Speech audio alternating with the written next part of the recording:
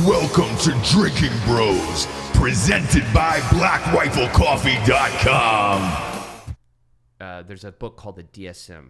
I forget what it stands for, Bert. You might remember, but the DSM is like it's basically official, like the diagnosis of like mental disorders. Dick sucking men, yeah. It's something, it's DSM. But the DSM basically, so think of it this way: PTSD. You can legitimately have PTSD from being a kid and like your dad yelling at you.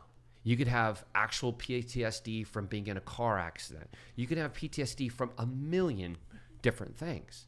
So it's a very broad term. So why are we using such a broad term to describe such a very specific occurrence, which is veterans of combat? Like, why is it PTSD? Because you could have PTSD from a million things. It's such a broad term. Yeah, and why are we using a broad term for a specific issue? And I'll tell you why. Because the real issue doesn't fit in their book of diagnosis.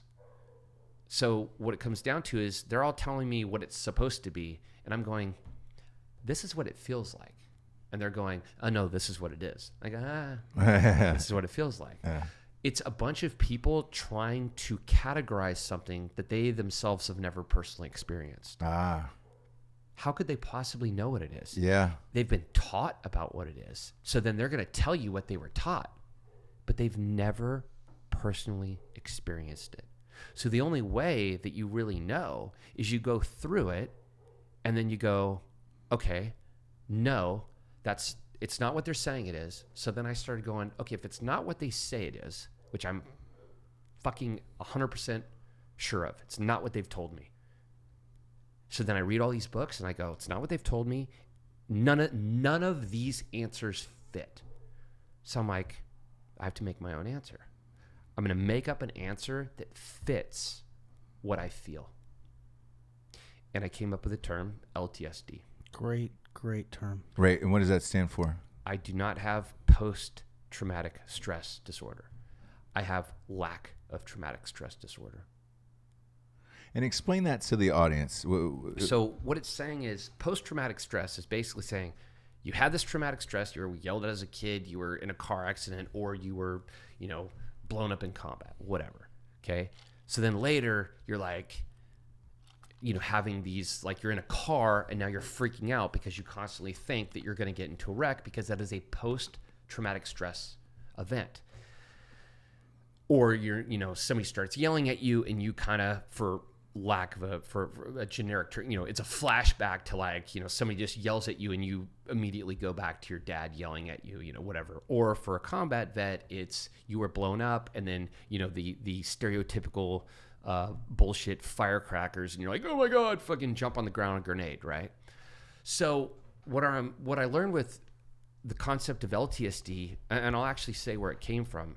Where it came from is the aha moment was I was driving. So what I did for a long time, actually up until I got this last show, is bodyguarding. I bodyguarded with Bert, but I was a bodyguard for a long time.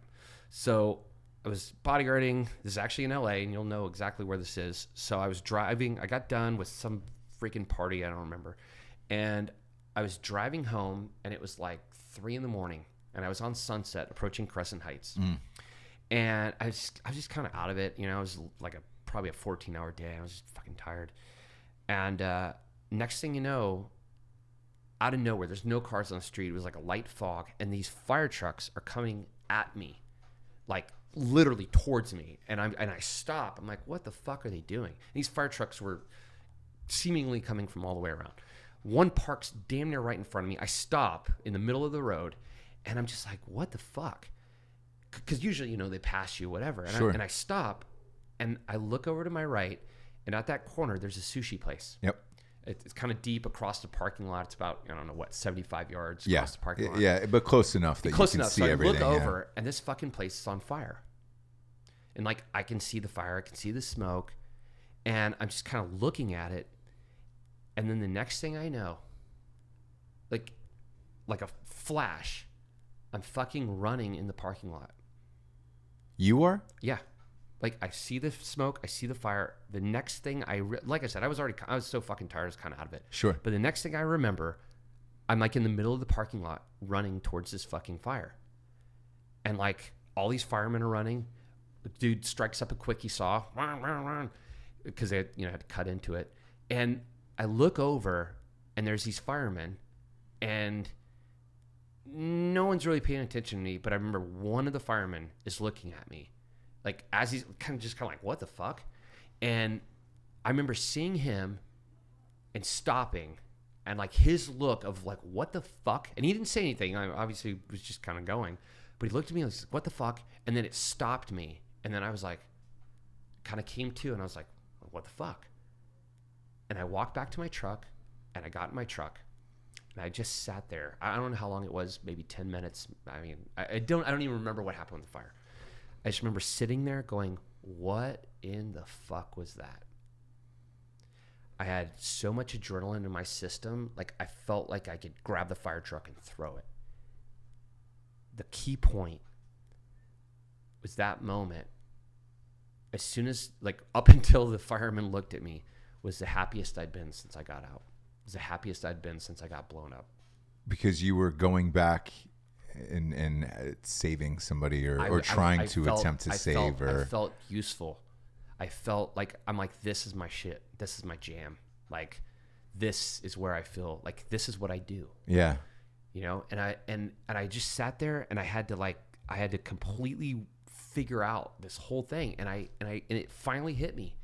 I'm like, LTSD is lack of traumatic stress. I don't have a problem with traumatic stress. I like traumatic stress. I like the chaos. I like the danger. I like the risk. I love the adrenaline. I hate the calm. I hate the lack of chaos. I hate fucking regular life is boring. I want shit to be fucking crazy. Like, that's what I sat there in the car and I was like, this, fuck. Like, I should be there doing that. That's what I want to do.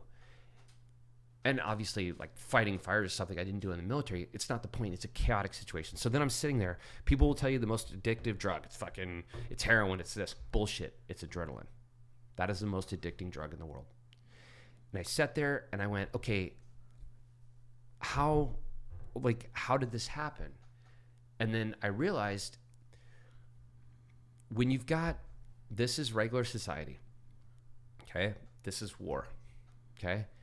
Would you agree that they're pretty much 180 degree opposites? Yeah. I mean, they should be. They're polar opposites. They're polar opposites. If you got a first world society, war should be 180 degree opposite. Right. So just logically, if you're good in a regular society, you should suck in a wartime environment. Conversely, once you've been through the training process and the adjustment and the wartime experience, once you get good at war, by definition, you suck at society. Especially the American societal norm of 40 hours a week, 8 to 5, a white picket fence. Like, it is not for combat veterans. Like, especially they find it. There's a lot of them that do, but it's an adjustment period. Like, it is a real hard adjustment. As you adjust to one, it takes years to get adjusted to get trained and have the experience. It takes years. And that process, what I like to call it, you get rewired. And what I really like to say is you're reverse wired. This is calm. This is chaos. The training process and combat experience reverse wires you to be calm in chaos. So once you become calm in chaos, you need the chaos to be calm. So when the environment of war is chaotic, but you've been reverse wired. So now in the environment, when the environment is chaos, your brain is totally calm because that's how you survive in war. The side effect is now when the environment is calm, the chaos has to be somewhere. So now it's in your brain. So what I call LTSD and what most people call PTSD, but I call LTSD, is when the environment is calm and the chaos is in your mind, how do you calm your mind? you create the chaos in your environment. Yeah, for